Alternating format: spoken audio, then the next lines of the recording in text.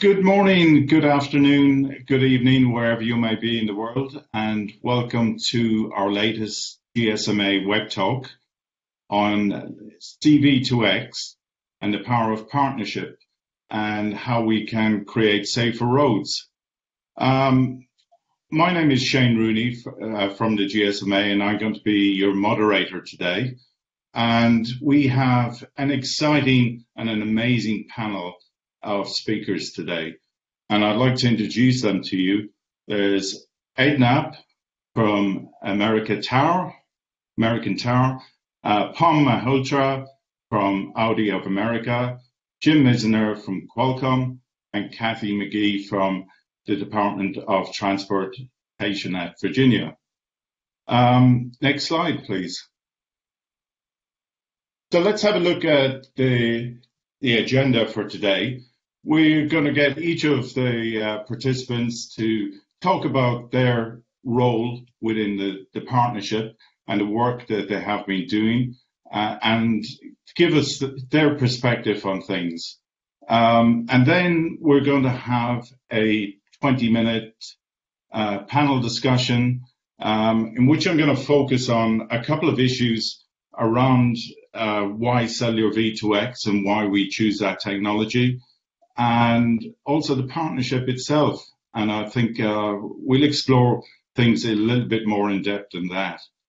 And there's also an opportunity for you, the audience, to send your questions, and we're going to have a segment of time where we will try and answer as many questions as we can on that one. But if we can't answer your questions on live here today, we're going to collect those questions and maybe deal with those on our website later on. So we will get answers hopefully for you, even if it's not going to be live today. Next slide, please.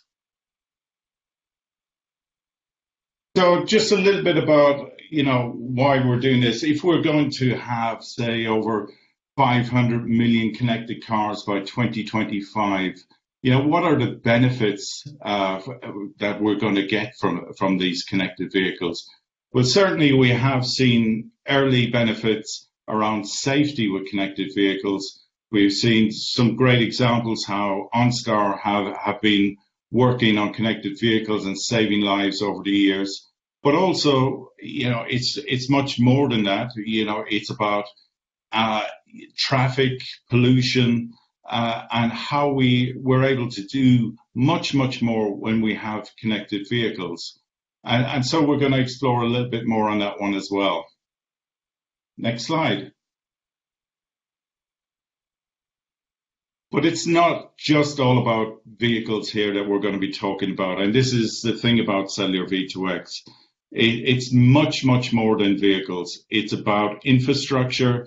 It's about pedestrians and other forms of transport as well, in terms of things like scooters, which are becoming more and more popular, and how we interact with vehicles and how we can reap the benefits of those rewards.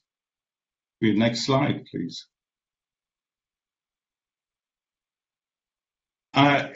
Let's see, why Cellular V2x? Well, Cellular V2x is leveraging existing technology, 4G LTE networks that are in place today. And this is pretty important when we want to deploy connected vehicles. We must have the infrastructure to support that. So you're not starting from scratch. We already have a base network on a global base based on standards, 3GPP standards. And that's what we're trying to leverage here. And the story is even better because we're going from 4G to 5G, and we're going to have that backwards compatibility that we need for the long-term automotive industry. And the performance of Cellular V2x is also much more better in terms of security, range, latency, and reliability. And that's something we have to build trust and confidence that the connected vehicle and the connected infrastructure does come together. Next slide. And as I said, it's an infrastructure that's already there today. We have mobile operators, automotive manufacturers, all backing this ecosystem. But one area I wanted to focus on was security, because if we don't have that trust, security in Cellular V2X is the global standard in that respect. And mobile operators who actually manage the infrastructure and manage connectivity and data in over 8 billion devices for the last 20, 25 years.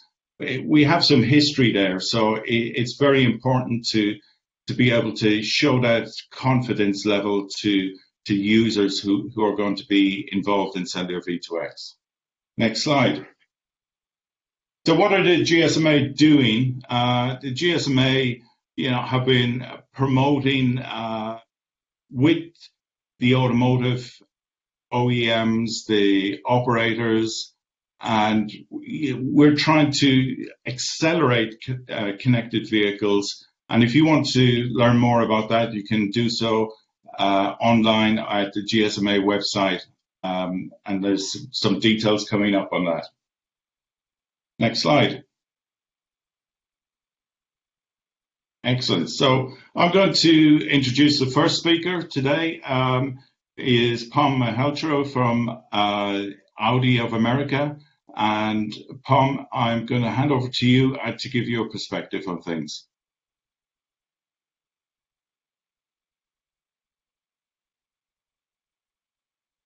Thank you, Shane. Hopefully everybody can hear me. Thanks for the introduction and for the invitation to speak at this GSMA IoT WebTalk. My talk today will focus on the work that Audi has been doing in collaboration with leading partners in the US that will enable the deployment of services that advance road safety through Cellular Vehicle-to-Everything, or C-V2X technology that we as an OEM continue to embrace as we develop our connected vehicle portfolio for services that create a more intelligent, more engaged relationship with vehicles that enhance both the driver experience as well as increase occupant comfort and safety.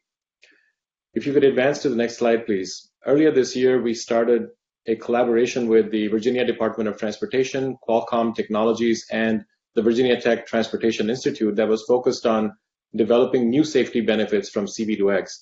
As a founding member of the 5G AA, Audi has worked with partners worldwide to advance this development, and it promises a whole new generation of vehicles that are capable of communicating not just through cell towers, but also directly with roadside infrastructure, vehicles, and other road users. With NHTSA statistics showing more than 36,000 fatalities annually on US roadways, Audi believes that C-V2X is an essential opportunity for us to improve road safety. We also believe that this technology can enable services that increase driver confidence on the road by providing warnings, and in the future will allow the car to take autonomous action when an impending collision is sensed. If I could ask you to advance. As we build this path to greater road safety, Audi is leveraging the experience that we've had with services like traffic light information, which we launched in Las Vegas in 2016. And since then, it has now gone live at over 15,000 signalized intersections in the US, in over 35 cities, and is growing in Canada and Europe as well. Traffic light information allows drivers to see the remaining time before a traffic signal turns green, or even a suggested speed to drive at in order to increase the chances of green signals. If I can ask you to advance, please. Since our announcement, we have also added wireless communications infrastructure provider American Tower to our collaboration, and together in this partnership, we've been working to create a microcosm of the kind of collaboration that is needed in order to enable what we call a virtuous cycle of benefits. Now, there are some undebatable societal benefits that can be achieved by reducing the nearly 615,000 annual road accidents in the US, which cause an estimated $800 billion in economic harm. However, our industry is traditionally focused on V2V communication and services that require a minimum penetration of vehicles on the road before any benefit can be seen. And that's certainly contributed to delays in deployment in both the technology being equipped in cars as well as the infrastructure. This effort is focused on what we call the vulnerable road user. And these are individuals like construction workers who unfortunately are becoming part of a growing trend of road incidents with vehicular traffic. The difference in the approach is obvious. Even with one vehicle that's equipped with C-V2X that can receive an alert about the presence of a construction worker through a C-V2X enabled vest that he or she is wearing, creates an immediate safety benefit regardless of the number of vehicles actually enabled. And this creates an incentive for both the OEM and the city to deploy these technologies, and with the ability to piggyback off already monetized connected services, opens up a whole new path for the OEM to install this technology in the vehicle. Now, of course, technical solutions must be chosen based on their ability to advance the overall ecosystem. And with the progress that has been made with C-V2X, it is for Audi the more modern technology and the clear choice. At the same time, we're also exploring potential models that could allow for a more rapid deployment of C-V2X roadside infrastructure through funding models that span from road usage charging and connected tolling to opportunities to piggyback off the growth of 5G infrastructure and leverage connected vehicle data for innovative benefits. If you advance one, please. Each partner is contributing in their own unique way, and you will learn a lot more about this from my colleagues when they speak. VDOT, through VTTI, is developing the roadside unit and onboard unit software, along with the smart vest, the integration of the traffic controllers. American Tower is deploying roadside units along the Virginia Connected Corridor and exploring viable, scalable business models with all parties. Qualcomm, of course, has the experimental license in the FCC's proposed spectrum for C-V2X, and is providing the RSUs and OBU development hardware and software tools. Audi's focus, on the other hand, is on embedding C-V2X PC5 communications into our vehicles and developing and refining the in-vehicle user experience by building on the foundation set by traffic light information. The specific use cases we are focused on in our project are work zone warnings, construction worker alerts, and an enhanced traffic light information experience with red light violation warnings. The user experience is designed to take advantage of both the existing communication over cellular networks and the new capabilities through C-V2X to greatly enhance the overall safety benefit offered by connected services. Let's watch a quick video that shows this in action.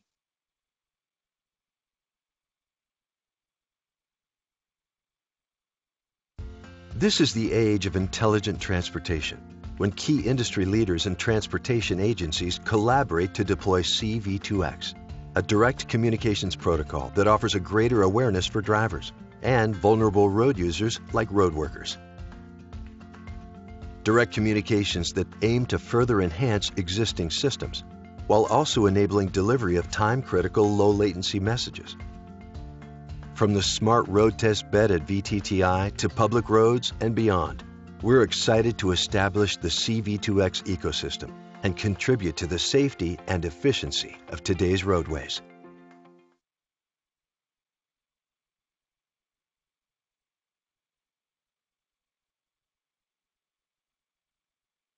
So in summary, for Audi, V2X is an enabler. It's the next generation of connectivity that brings active safety services to life, and a huge opportunity to address the calamity that we see happening on our roadways every year. And so far, we've worked on use cases for C-V2X in a 4G LTE environment without automated vehicles, but it also presents a roadmap to that future. By enabling services like work zone warnings, construction worker alerts, and enhanced traffic light information, we start building a presence of enabled vehicles and infrastructure, which ultimately allows V2V use cases. We also fully expect this technology to expand into other applications, such as bicycles, school buses, backpacks for school children, and even personal devices carried by pedestrians that will help protect those vulnerable road users as well. And this is why Audi and the Volkswagen Group are committed to the automotive safety imperative of the 5.9 gigahertz spectrum that the FCC wisely invested in 20 years ago, but we fully believe that it can only happen as a collaboration, as we are doing with our partners in this microcosm that we have created. To end, I would ask that we look at this in terms of, as a society, if we are okay with the tragedy and loss that happens every year. And can we avoid this with solutions like C-V2X in a 5G world, where the exchange of information among vehicles, roadside infrastructure, and road users can be used to prevent harm, detect dangers, and reduce traffic congestion. Thank you, and with that, I would hand over to my colleague, Jim Meissner from Qualcomm. Thank you very much, Pom. Happy to discuss C-V2X in the context of this important milestone, but more importantly, at least my mission here is to describe very briefly the underlying technology. So you can go to the next slide, please. Many of you have seen this before. Those of you who haven't, this will be revealing. For others, it'll be a refresher, but the refresher is important because there are certain baseline points that we'd like to make. First of all, if you look at the cluster to the left, for us, C-V2X is both side link and then the uplink, downlink that you would expect. So the V2N is there deliberately, but that is the connectivity to the 4G and down the line to the 5G networks that we expect.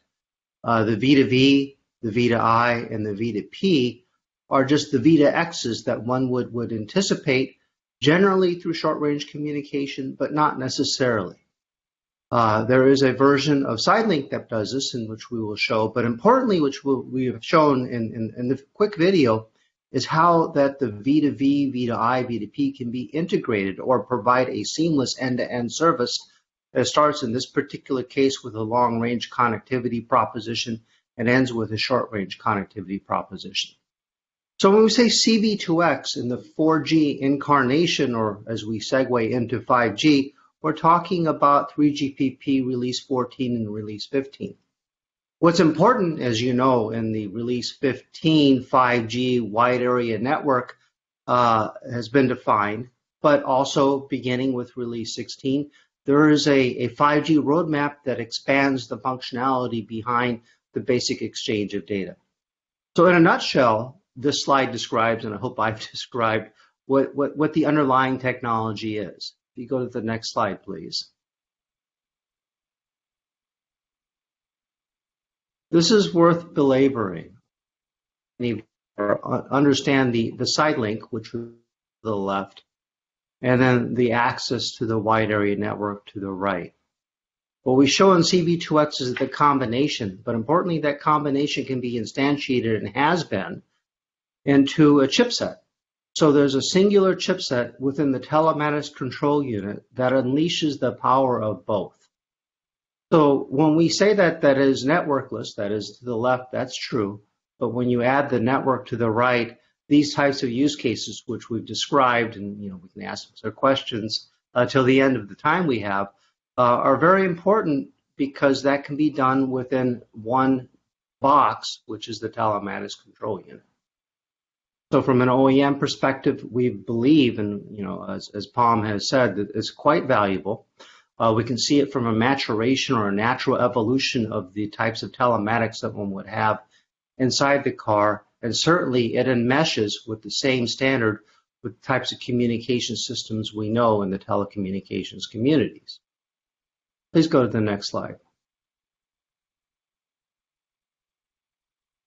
So what does it do when you have this type of combination? You can bring an entire ecosystem together, and that is worth belaboring just momentarily, because what we can provide is very local, we sometimes call hyper-local information. So you see the road users who can have the direct communication that they would expect. It doesn't have to go to the network. It doesn't have to go to the backhaul. This could be a direct communication, but there are certain use cases that you want to spill out, perhaps to a multi-axis edge or MEC type of arrangement, or an architecture that goes back to the end. But in the end, the mix and match that this offers you with the devices that you someday will see in your hand, but certainly have in your car right now, will provide both these types of link and safety types of benefits all the way through the network benefits nearly simultaneously, and unleashes applications that transcend those that we're talking about this day. It'll transcend into applications that have this ubiquitous type of connectivity and allow seamless and safe end-to-end travel. So we see great potential, and we hope that with this glimpse you can as well. Next slide. And this, I believe, is my last. And it's fairly complicated, but simple in premise. The premise is that, and we can show by these complicated points, there's a growing momentum from the founding of IGA, which Qualcomm was proud to be part of, all the way through time now and time in the future, where we anticipate greater and greater OEM inclusion and adoption and deployment. We started in China already. Going into this event, which we talk about, which was what we're doing in Virginia, which will show up as a bullet point soon enough. But there is indeed a gathering momentum. You go to the next slide. Oh, no slide here. I'd like to transition to Ed Knapp of American Tower, who will describe what American Tower is involved. Thanks, Jim. What I wanted to do today is, first of all, thank Shane and GSMA for the opportunity to speak today. It's also great, and I'm pleased to be partnered with Audi of America, Qualcomm, and the Virginia DOT to talk about, how a towerco can play a significant role in building out of this infrastructure for C-V2X. American Tower, for those who don't know us, we are global, and we are the largest independent global operator of towers around the world. We operate today in 20 countries, and we have over 180,000 towers in operation. Those towers in places like the U.S. Are along major highways and roadways and can provide a significant infrastructure for the basic background of communications. But more importantly, as we look to C-V2X at the VDOT level, the shared neutral host infrastructure that we provide will enable lower cost of ownership for the deployment, and we can provide shared assets that will enable new business models that we hope will unleash and accelerate the adoption of C-V2X. Next slide, please. So one of the things I wanted to talk about is the evolution. The opportunity here is we start out with a basic IoT device that can connect to the traffic light, and it's operating over a network that maybe a telco or an MNO does on licensed spectrum. Think of potentially narrowband IoT in the cellular licensed spectrum. But more importantly, as we start to add infrastructure like RSUs, we can enable the direct communications mode in PC5. The argument is really about latency and use cases. So day one use cases maybe can be satisfied by, let's say, this deployment model 1 or 2.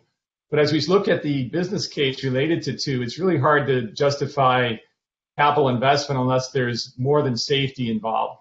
So we start to look at deploying additional infrastructure and bundling the RSU hardware with assets like wireless APs for Wi-Fi, small cells, and that's ultimately going to be able to offer additional revenue streams to support the business model. And then finally, on the right side, you would see the advent of intelligent intersection where additional sensors, so we can do sensor fusion. So we're looking at localization in the infrastructure, radar, LiDAR, cameras, all of those functions being enabled by the type of infrastructure that towercos are mostly familiar with, which is shared digital infrastructure. And the use of potentially location spectrum in Germany or CBRS in the US also adds an interesting dimension where that spectrum can be used for connectivity to different elements within the intersection. So ultimately, an open neutral host environment is where we believe the investment will flow and the private sector can make a contribution with the partners we are involved with here today. Next slide. And ultimately, it comes down to being able to justify the business model and the investment. If we're looking at a traditional model of transaction by the, let's say, the public sector to procure equipment and deploy it, that would be a long process. And we've seen after 20 years of spectrum with the initial technology choice, it didn't really happen. But with the combination of cellular infrastructure, as mentioned earlier by Shane, in all of the investment that new open neutral host infrastructure in a 4G and 5G world can bring, we can create new models that would provide infrastructure as a service, and bundle that with what is effectively going to be a back end of data analytics and AI It's at that point where we think this environment will take off and the infrastructure will be built and business models can be achieved, where there'll be certain data governance issues and privacy that need to be addressed, but fundamentally revenue sharing models and back-end data analytics models that open up information about the intersection to third parties such as insurers or even other businesses that want to come in and understand that data for marketing or sales purposes would provide that right mix of public-private partnership to make C-V2X happen at scale globally. And that's what American Tower is very much enabled and willing to do. Thank you. I wanted to hand it off to Kathy McGee at the Virginia DOT to show how they are enabling this infrastructure. Thank you. It's a pleasure to be here today to share the DOT perspective in this partnership, and I'm really excited to do that. I am the Director of Transportation Research and Innovation for the Virginia Department of Transportation, and I also have the great privilege of encouraging innovation across all of the modal agencies here in Virginia through the Virginia Secretary of Transportation's office.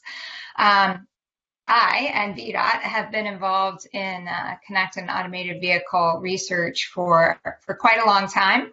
And I'm happy to be getting to the point that we have gotten to today with these great partners to be able to really deploy some exciting applications that we believe are very beneficial. Next slide, please.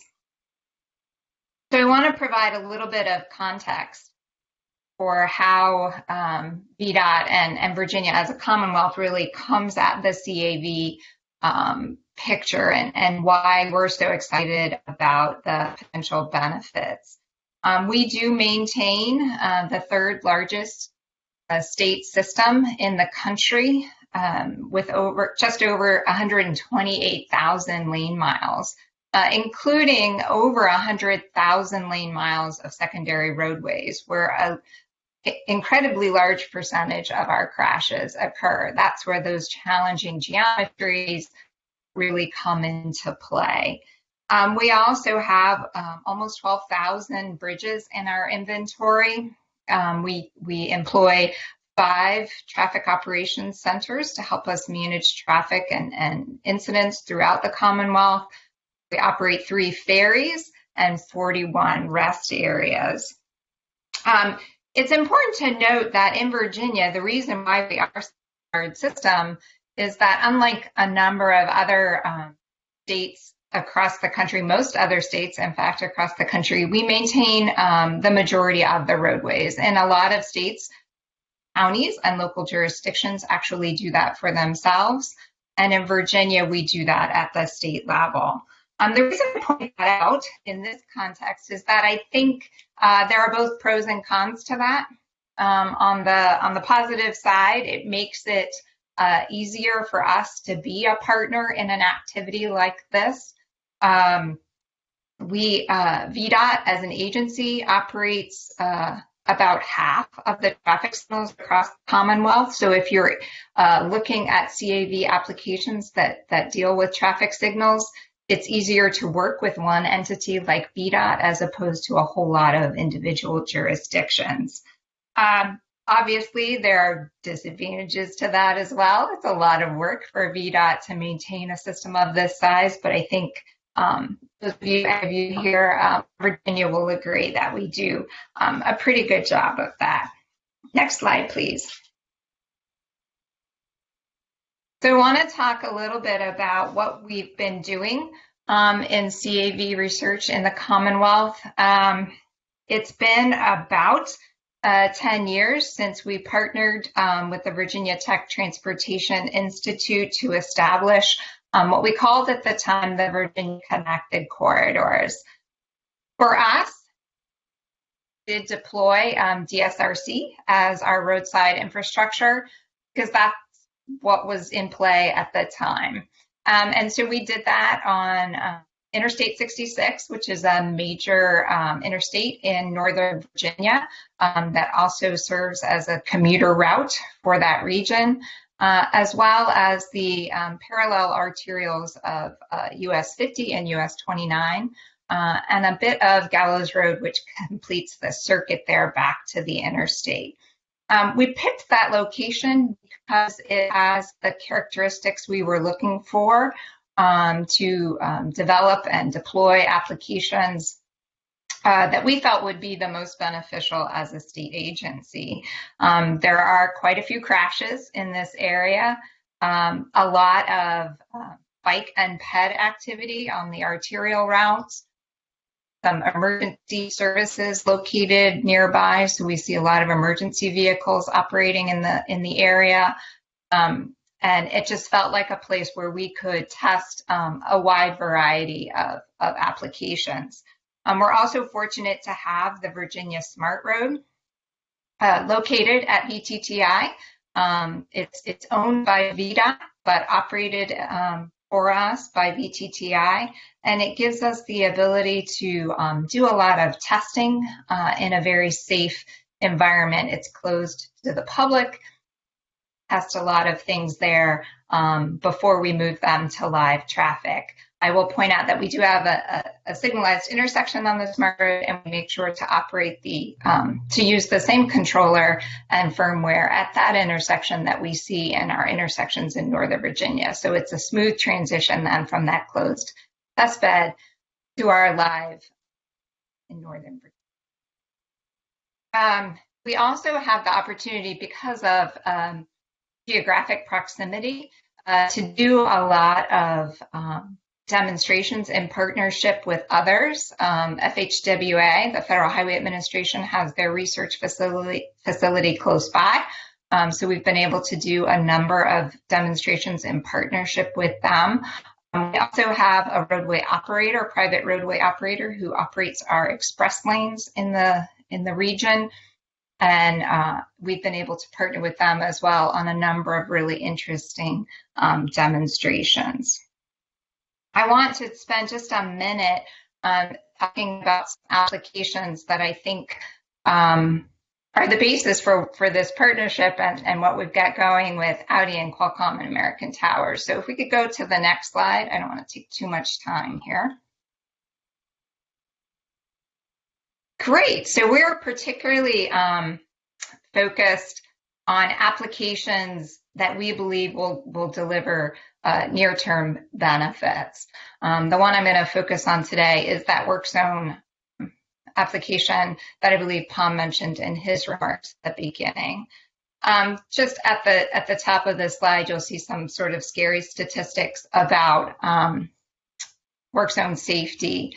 It's important to note, I think, that a work zone fatality occurs every 15 hours and an injury occurs every 14 minutes. So if you think about the number of people injured and killed in work zones on an incredibly sad regularity, we know we need to do something about this. Specifically here in Virginia, we see work zone crashes every single day. So we're looking for ways to manage these crashes more effectively. And so the applications that we've been working with VTTI to develop allow us to look at not only the safety of the traveling public as they're moving through these work zones by providing them real-time information about exactly what's going on in those work zones, which lanes are closed, what speed we'd like them to travel, and when workers are present. But we're also looking at that wearable that allows our workers within those work zones to be part of that connected, incredibly complex, complicated environment where it's very difficult to get messages through that can be effectively acted upon. So we're looking at work zones very holistically for both the traveling public that we know have a tendency to be distracted, and for our own workers who can be on the wrong end of that distraction very easily. So we're really excited about the partnership that we've forged here and for the potential for increases in safety that could result. Next slide. believe that's actually my last slide. So I will return it to Shane for our Q&A period. Thank you. Thank you, Kathy, and thanks, Ed, Tom, and Jim for your insights. Before we dive into our discussion, just to remind everyone, the audience, that you have an opportunity to send us some questions that you would like to ask the panel here live, and that will be towards the end. So I would encourage you to actually do that now so that we can prepare that for at the end. But let's start straight into our discussion and dive into Cellular V2x. Why Cellular V2x as a technology? Maybe we could start with you, Pom, on that one, and maybe you could share with us how Cellular V2x plays into Audi's overall connected vehicle strategy. Yes, thank you, Shane. Yeah, so we've been working with connectivity in cars for quite some time now, and we've basically been the automaker that has brought to life what is possible through broadband. This all the way back in the 2010 period when we launched Audi Connect, to when we brought LTE in the car and enabled services like vehicle-to-infrastructure integration. It's been a very clear message that customers are willing to pay for these services because they are significantly enhanced in terms of the driver experience that they're able to get from a brand. One of the experiences we've had with this vehicle-to-infrastructure implementation is that we can now deliver the kind of benefits that otherwise would have taken 10 years or so to do. And so our dependence on cellular systems for that grew as a result. The direct communication link, of course, has been something that's been under development for some time now. We've participated in all formats of this development. But clearly the answer for us, mainly for three big reasons, is C-V2X. One is that I would much rather have a single chipset in my car than have to invest in multiple in the vehicle. We already have a very significant program that is very successful and popular that uses cellular to network communication. And if I can add to it a direct communication link, that is, from a business case standpoint, very fundamental to how we plan. Secondly, when we look at the radio technology itself, it is a more modern technology. It has a far more efficient use of spectrum, which is a scarce resource, more and more. And so the more we can leverage those types of efficiencies in our communication links, the more advancements we can bring to market faster.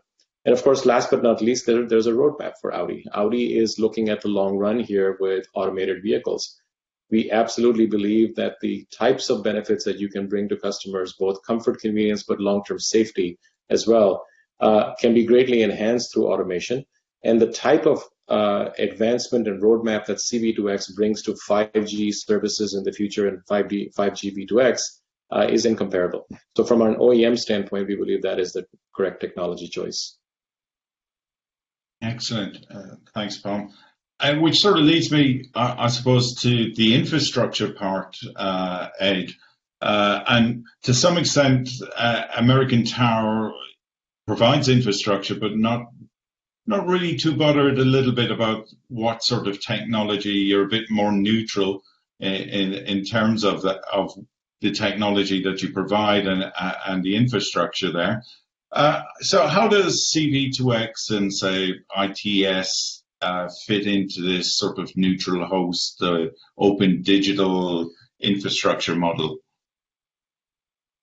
Yeah, thanks, Shane. So we do have a project in Europe which happened to start with the G5, right? So it has an infrastructure. It's a small trial, but C-V2X to me is a global platform. And since we're a global company, we look at it in that perspective.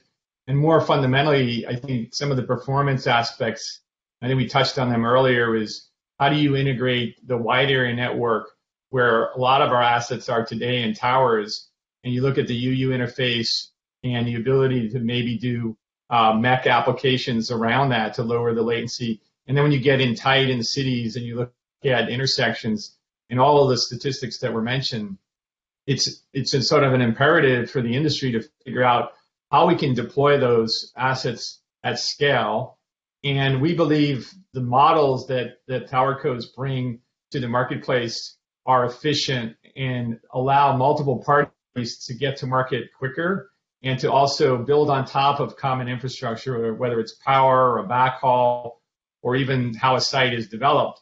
So taking those same techniques that we have learned and honed over decades in the tower industry and scaling them down to a particular intersection or set of intersections that we're doing here in this project, we believe that there's an opportunity to take that into a scalable model.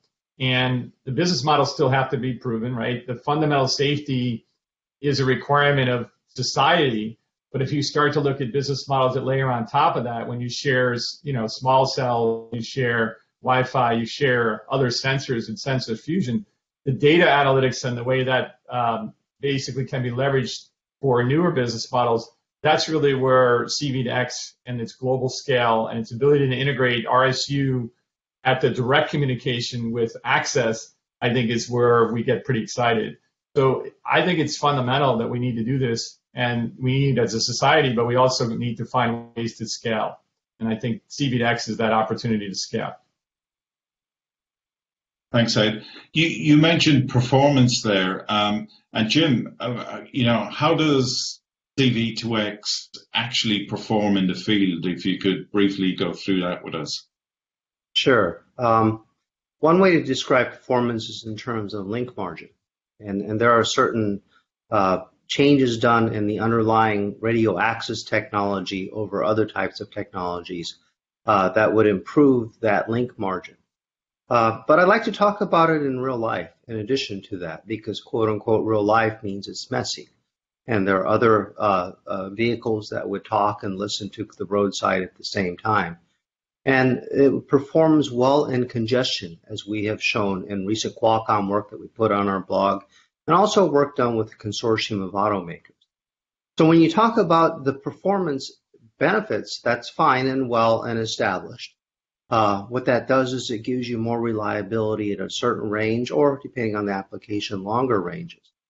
But what's really important is that when you combine that performance with what is naturally going to be in the car anyway, that is an LTE modem, the table stakes now for suppliers like us is to bring in a C-V2X capability. So when you combine good performance, the spectral efficiency that Pom had mentioned, and the fact that it's an inherent part of what automakers want generally for their global offerings, it's very clear to us that there's an economic performance, but more importantly, there's a safety critical link performance. Thanks, Jim. We've heard about the technology and the reasons why, but it's not all about technology. So, Kathy, what do you think the role of governments have in all of this? In particular, say, your transportation and communications officials within government. What can they help to do to sort of deploy Cellular V2x?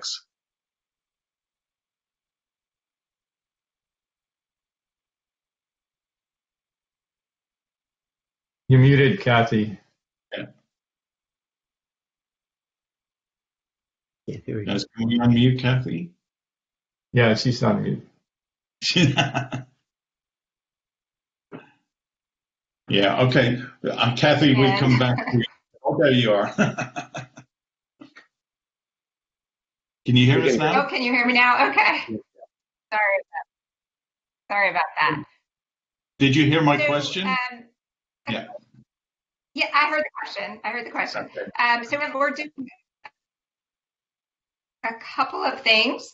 One, obviously, is participating in activities like this to learn what we can about what is needed from the infrastructure and what we can do to facilitate the widespread deployment of the technology. One of the one of our biggest stumbling blocks over the last few years has been the fact that even when we deploy infrastructure, we don't have anybody to talk to on the vehicle side or the pedestrian or bike side or anything. And so we're really excited about C-V2X from the perspective that it has the potential to really boost the number of participants in the system very quickly. So we're really excited about that. The other thing that Virginia as a whole has been doing, and VDOT specifically, is to encourage the expansion of our broadband capabilities Commonwealth-wide. So we do believe that communication backbone is very, very important. And so we partner with the private sector who wants to use the right-of-way to install fiber and the like. And then that allows us also to have a communication backbone use to include potential CAV applications. But it also allows that access for those who are working the other side of that equation. So at the more local level, access to our intersections is also important, and so we're working on that as well to provide those opportunities for to come in and make the business case more feasible and practical. About how we can improve safety and mobility, and we're happy to partner with anybody to make that happen. And that's perhaps a good segue into the next bit in partnerships itself. I mean, one partner that we haven't discussed on this little chat is the mobile operator, the carrier. What role has the mobile operator have in this? Maybe Jim, you're pretty close to the carriers. You could answer that one. Yeah, I'm close to the carriers and I'm close to the OEM, and that's where Cellular V2x can fall in. It joins them in a common set of applications. So if you're a mobile operator, you go, well, this is outside of my network. What use is it? It has high utility. Because what it does is it spawns end-to-end opportunities to participate constructively in the relationship you already have. For example, Palm just showed the wide area network reaching out to provide information, and that segueing into the short-range communication. There's a point in between where the mobile network operator can provide over-the-top services. There's more demand engendered by this type of ubiquitous connectivity. So when we think about Cellular V2x, please don't think of it as mobile operators as a side link only proposition. Think of it as the side link opening the door to more and more opportunities. Secondarily, or actually just as importantly, but in a different dimension, EdNap is talking about how one could be synergistic with the neutral host model, or from a mobile operator's perspective, needs for densification.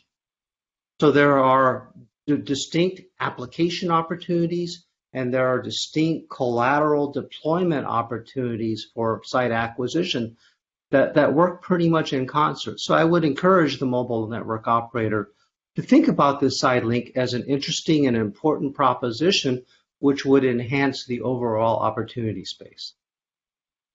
Sure.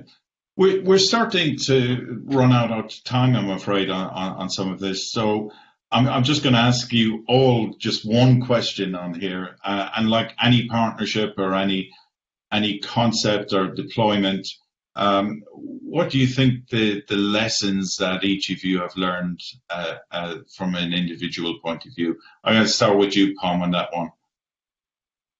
Yeah, thanks, Shane. Yeah, so I think the lessons are significant, and we've benefited from having had deployed the traffic light information service, because it gave us a chance to understand how do you combine two connected ecosystems, the car's connected ecosystem and the city's connected ecosystem. Both of these developed independently, and how do you bring these two together synergistically in a way that they can actually work together to the benefit of the customer? And it's not easy. If you look at it from the city's perspective, they've been operating a closed ecosystem that works perfectly internal. But when you have to start sharing that data outside, in order to be scalable, reliable, and operationally stable, that's a significant challenge that is not an R&D problem necessarily. It is a practical issue that has to be addressed. At the same time, the ability to have an experience in the car that is not distracting and at the same time presents some useful value to the customer that's incremental to what a normal driving experience is important. And I think some of these lessons are what we are carrying into this space. So for instance, the development of the HMI is very fully leveraging the HMI and user experience that we have developed with TLI. In the same way, the work that we're doing with cities, it's clear that the partnership model is a must. We cannot do this with the OEMs thinking independently about when to deploy and the cities thinking completely separately in terms of how to deploy. We have to work together, and that's why this partnership model and microcosm that we've created here to build some scalability is important. Excellent. Ed? Yeah, so I would fundamentally agree with Pam in the sense that, we had done some work in Europe where we brought together a series of partners with the city of Paris, and we learned a lot about the fact that it's that spirit of that partnership and being able to, sort of work together to be able to bring a solution that will scale and have the opportunity to invest capital. We can invest capital, and on behalf of a private sector, you want a return on that invested capital. And by bridging together the wireless community, which, we act as a neutral host for the MNOs, and stitching together that wide area network with this local need to be able to improve the safety and also the societal benefits of that intersection with the information that can be extracted.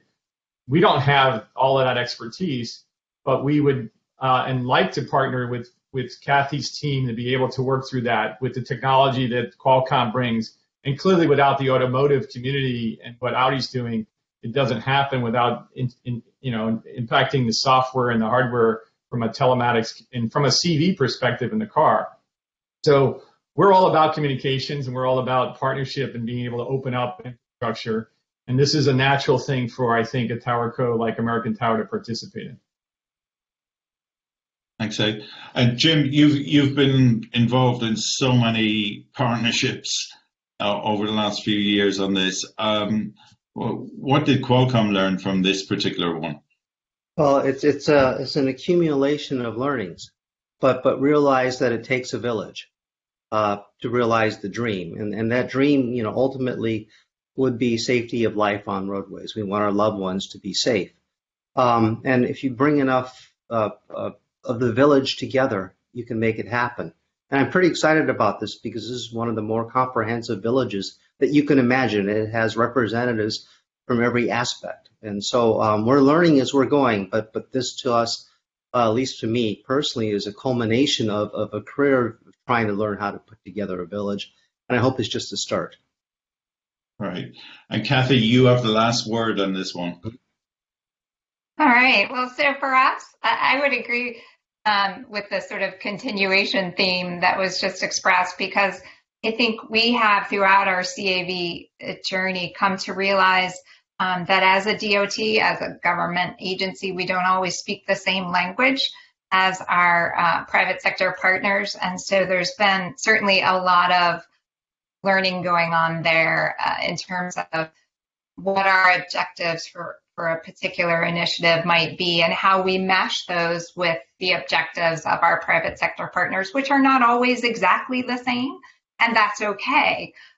So once we learn to communicate exactly what we're trying to achieve with each other, I think we can do amazing things, and the opportunities are unlimited. But for me, it's been really important to understand that I can't just say, I want safer work zones. I have to really describe what that means to me, and then share the data that I have about how my work zones operate today so that I can understand better what the private sector needs from me to make that happen. So it's been a great partnership, a great learning opportunity, I think, for all of us, and will result in some real measurable benefits. I'd like to squeeze in a few questions from the audience before we come to the end of this. So please feel free to sort of put your hand up and take the questions as they come in. The first one is from Corey Tang, who is asking about mobile edge computing and how does that fit in the deployment model? You know, who is going to operate this? Maybe you could go for that. Yeah, let me speak to that. So there is a MEC for Auto that's part of the 5G AA that really is a neutral host application, because if you have vehicle A with operator A, you know, and vehicle B with operator B, you know, they will end up having sort of different connection loops and lots of, let's say, requirements that may or may not be met on reliability and delay and so forth. So what we're looking at as an industry is we need to bring that, let's call it application level exchange for the UU component of C-V2X to something close in and more controllable. And that's what mobile edge compute is one of the use cases. Obviously, there's many others. And 5G does, you know, help a lot as we move to that next generation, as Jim said earlier in release 16. The other, you know, part of it is really when we look at the intersection and we look at all the data and information that can be gleaned from the intersection, not just from the direct link communication, but all the other sensor fusion assets that can be placed there as part of the business case that we hope to enable at scale, that requires edge compute as well. So part of this is collecting that information, pre-processing it. There's a lot of inferencing silicon out there at low power that can cut down on the amount of traffic that has to go back to the cloud for processing. And I think in some of the one slide I showed quickly, but there's a lot of MEC in that particular set of use cases as we evolve the intersection. Thanks, Ed. Got a question from Fahid here in terms of how will C-V2X help the public safety responders in optimizing field operations? Any takers for that? I defer to Kathy, but I can talk a little bit about that if after you, Kathy. Okay. All right. So we've looked at a number of potential applications that we believe could be very beneficial to emergency services as they respond to both incidents on our roadways as well as just trying to travel through the network to get to someone who needs help. And so certainly communicating with our traffic signals to facilitate the flow of emergency vehicles is really important to us. We're also on a completely different side working with VTTI on a grant that they were awarded to look at that interaction of emergency vehicles with automated vehicles and what kinds of challenges might exist in that environment. And so we're looking at both sides of it. How do we actually make their job easier as they travel across the network? And how do we look at this coming future of automation and what that means for automated vehicles as they travel through the network? The only thing that, since I defer to Kathy, that I would add just momentarily, just for a moment, is the emergence of enhanced mobile broadband and what that does. It changes the equation. That allows high fidelity data to be provided perhaps at the point of the emergency room as part of the end game of the incident response. So there's a lot to be said about emerging technologies and how it will change the way we're thinking about it as well. Okay. Thanks, Jim. I think we've run out of time at this stage, so it sort of remains for me to say thank you very much to our participants. And we do have an upcoming next WebTalk on the 3rd of November on 5G quality of service for connected and automated driving. And if you want to join that one, please go to our website and register on that. Again, thanks everyone who participated. This webinar is being recorded and will be available on the website very soon if you haven't managed to see it. Thank you very much. Thank you.